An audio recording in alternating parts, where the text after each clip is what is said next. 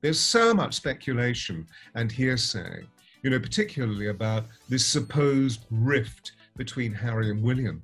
Through all that I gather, through the people that I know who know them very well, that there wasn't a huge rift. From William or Harry, who reminds you more of Diana? Oh, Harry. Mm-hmm. Unquestionably, Harry. What's interesting, of course, is that they look so different, both boys, And I guess William's good looks, his urbane, suave good looks. And obviously he's got a great wife to give him lots and lots of great suggestions about what to wear and how to wear it. But, so through his pure features, there's a resemblance, you can see him, and the light blue eyes, although Diana's was sapphire blue.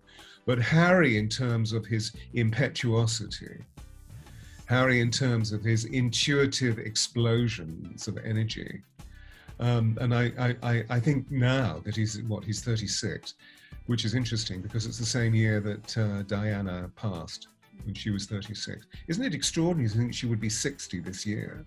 It's incredible. That's absolutely amazing. And there's a wonderful piece in the Tatler magazine that Tina Brown has written, which is really great. Puts the whole substance of what Diana was all about in perspective of the zeitgeist today. Mm-hmm. So I suppose slightly William from the external point of view, but Harry from the wonderful, ebullient, passionate inner being. He's a guy of, he loves life. He has fun. And lastly, if you were to be coaching Prince Harry right now, and obviously he has all this drama going on with his family after he spoke out in the interview, and even before that, how would you coach Harry going forward? Because obviously he's finding his voice, he's using his voice, but that is causing some problems with his family as well. Well, is it? I question that. I feel that the problem that Harry is having with his family is an entire fiasco that has been created by the media. There's so much speculation and hearsay, particularly about this supposed rift between Harry and William. Through all that I gather, through the people that I know who know them very well, that there wasn't a huge rift. This is something that's been created.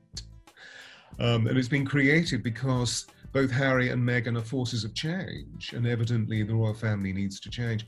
And something quite dramatic has happened very recently, not just in terms of their release of themselves from royal life per se, but also by the death of Prince Philip, which was really huge. That archetypal patriarchal pin has been removed from the mechanism. So it's going to be very interesting to see, what develops now, because obviously Her Majesty, who's just extraordinary in her stoicism, in her bravery, is now very alone. And I wonder how, she's 95, I wonder how long she will last, possibly for another 3 or 4 years maybe, but we'll see.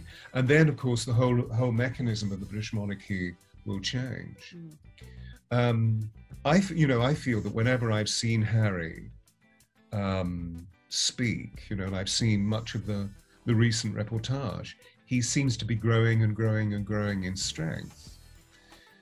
There were some slightly awkward moments in early videos that he and Meghan created, but I feel that was much more out of his own sensitivity and his own diffidence.